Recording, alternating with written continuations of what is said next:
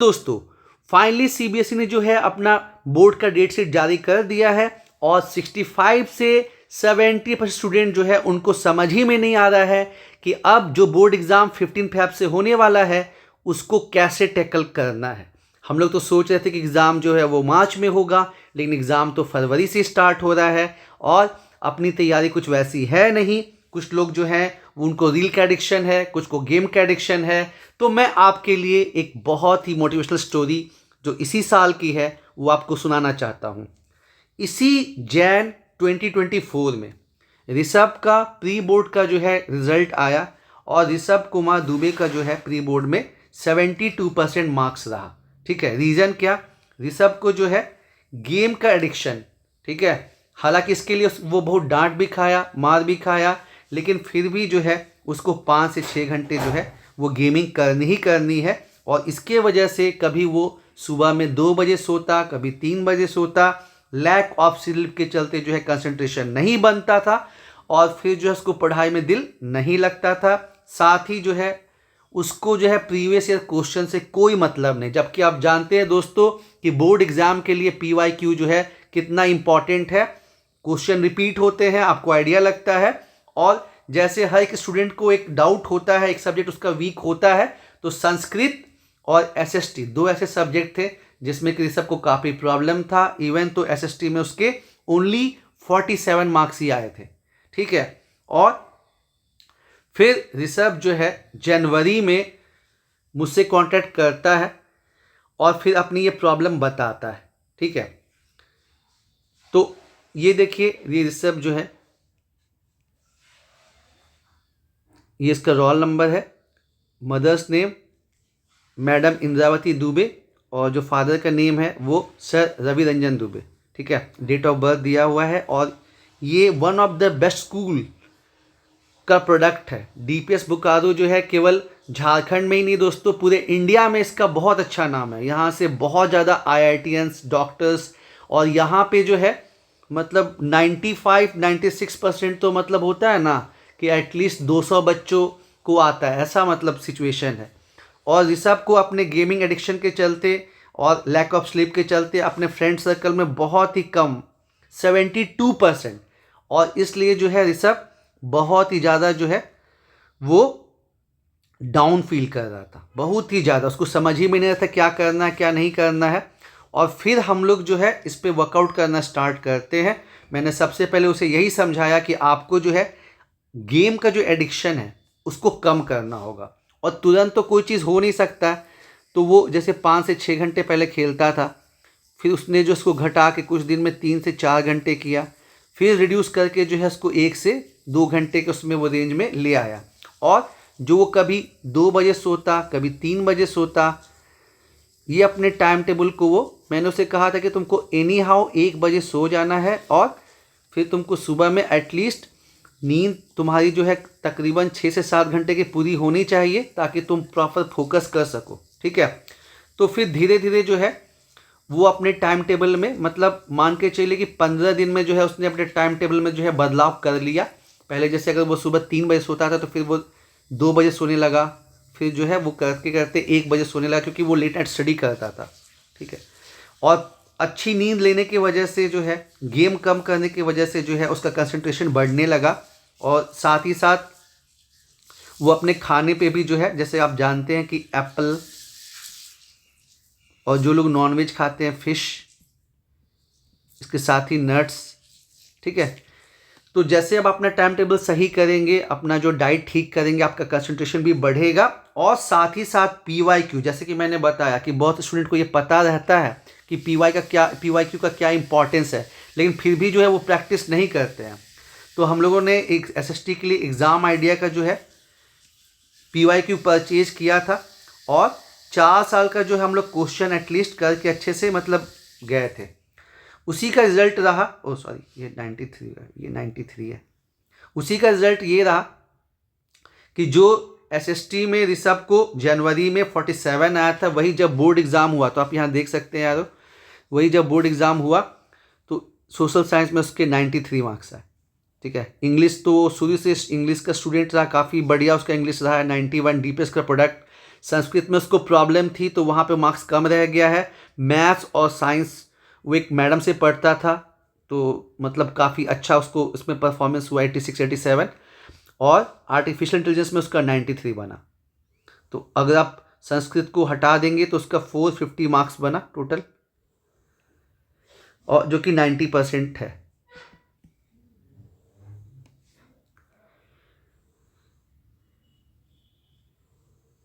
तो देख सकते हैं दोस्तों कि 2 महीने की कड़े मेहनत से जो है ऋषभ को 72 से 90% आ गया। तो इट मीन्स इट्स डुएबल, ये डुएबल है। बस आपको यही सब चीज़, हो सकता है किसी को गेम करना, रील का हो या कुछ और भी हो जिसके चलते वो पढ़ाई नहीं कर पा रहे हो, तो आपका जो भी एडिक्शन है वो तो आपको पहले कम करना ही होगा। टाइम पे आपको एक स्लीप साइकिल, आपको अगर आप लेट नाइट स्टडी करते हैं तो बहुत ज़्यादा लेट तो नहीं करना होगा, क्योंकि आपको नींद भी प्रॉपर लेनी है, क्योंकि आपका कंसंट्रेशन बन सके। और PYQ करना ही करना है यारो। PYQ से बहुत आइडिया मिलता है, खासकर 4-5 साल का तो क्वेश्चन आपको देखना ही देखना है। और जो भी आपका फियर है उस पर आपको वर्कआउट करना है, क्योंकि डर के आगे जीत है यारो। उसके बाद ही जो है चीज़ें होंगी। और हम लोग जो है यूट्यूब पे ही फ्री में SST की क्लासेस करवा रहे हैं, ऑब्जेक्टिव क्वेश्चन करवा रहे हैं। प्लेलिस्ट भी बना हुआ है। अभी जो है इकोनॉमिक्स के 3 चैप्टर कवर अप किए गए हैं। पहला डेवलपमेंट, दूसरा जो है sectors of the Indian economy, तीसरा जो है आपका वो मनी एंड क्रेडिट, उसको इजी लैंग्वेज में समझाया गया है। और ज्योग्राफी का भी रिसोर्सेज एंड डेवलपमेंट, अभी और भी बहुत सारे चैप्टर जो है वो करवाए जाएंगे। मतलब पूरा का पूरा सिलेबस जो है आपको नेक्स्ट 12 to 15 डेज में दोस्तों करवा दिया जाएगा। तो आपको परेशान होने की ज़रूरत नहीं है अगर सोशल साइंस आपका जो है वीक सब्जेक्ट है, क्योंकि हम लोग जो है सोशल साइंस ही टैकल करते हैं, पढ़ाते हैं, ठीक है। और बाकी सब्जेक्ट्स में भी आपको डरना नहीं है। PYQ, प्रीवियस ईयर क्वेश्चन जो है वो बहुत इंपॉर्टेंट है।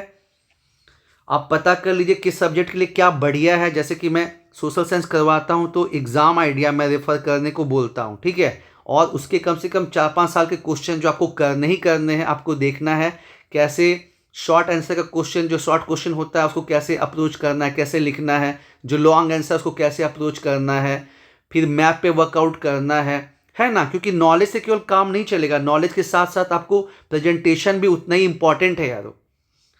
तो बिल्कुल भी पैनिक नहीं करना सबसे पहले तो, ठीक है। कि अगर प्रॉब्लम है तो मेनली लोग क्या करते हैं, फोकस करते हैं प्रॉब्लम पे ही। नहीं, आपको इसके आगे इसका सॉल्यूशन क्या है ये सोचना है, ठीक है। क्योंकि अभी भी टाइम है, ऐसा नहीं है कि टाइम ख़त्म हो गया, अभी भी टाइम है। अभी भी आप डिसिप्लिन अपना मेंटेन करेंगे, अपने एडिक्शन को छोड़ेंगे, proper sleep cycle, proper diet लेंगे, मेहनत करेंगे, ठीक है। एटलीस्ट 2 सब्जेक्ट तो आपको रेगुलरली, मतलब रेगुलर बेसिस पे करना ही करना है। और मैथ्स बहुत ज़्यादा फ्रीक्वेंट होना चाहिए, क्योंकि मैथ्स आप जानते हैं पूरा प्रैक्टिस का चीज़ है ना। तो आपको 2 सब्जेक्ट मिनिमम डेली बेसिस पे करना ही करना है, हार्डवर्क करना है और अपने बैड हैबिट्स को छोड़ना है। उसके बाद आपको अच्छा परसेंटेज लाने से, आपको सक्सेस होने से कोई नहीं रोक सकता। मैं बार बार इस सबको एक ही बात याद दिलाता था कि देखो, ये जो 2 महीने है ना, ये डू और डाई वाला है।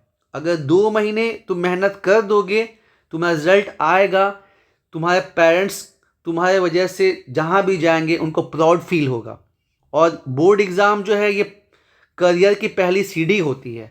इसमें अच्छा परफॉर्मेंस रहेगा, तुमको एक बूस्टअप मिलेगा और तुमको फील गुड फैक्टर होगा +1 के लिए, और बहुत अच्छा लगेगा, ठीक है।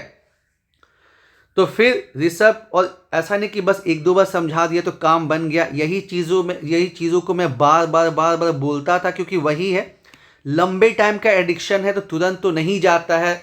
उसको जो बात समझ में जल्दी आती नहीं थी, लेकिन बार बार रिपीट करने से कि अगर तुम अच्छा परफॉर्मेंस करोगे, तुम्हारा नाम होगा, तुम्हारे मम्मी पापा का नाम होगा। सोचो इस चीज़ को कि तुमको जो है 90% आया है, 95% आया है। इस चीज़ को विजुअलाइज करो। उसके बाद लोग तुमको अप्रिशिएट कर रहे हैं, टीचर्स अप्रिशिएट कर रहे हैं, मम्मी पापा को अप्रिसिएशन मिल रहा है, तो सोचो कितना अच्छा लगेगा। Because only if you can think it you can do it. अगर तुम उसके बारे में सोच सकते हो तभी तुम उसके बारे में करोगे। और फिर ऋषभ ने डिसिप्लिन मेंटेन किया, हार्ड वर्क किया, अपने बैड एडिक्शन को छोड़ा, जिसका रिजल्ट है कि उसके जो है प्री बोर्ड में जो 72% थे वो 90% में कन्वर्ट हो गए और अब सब बढ़िया चल रहा है।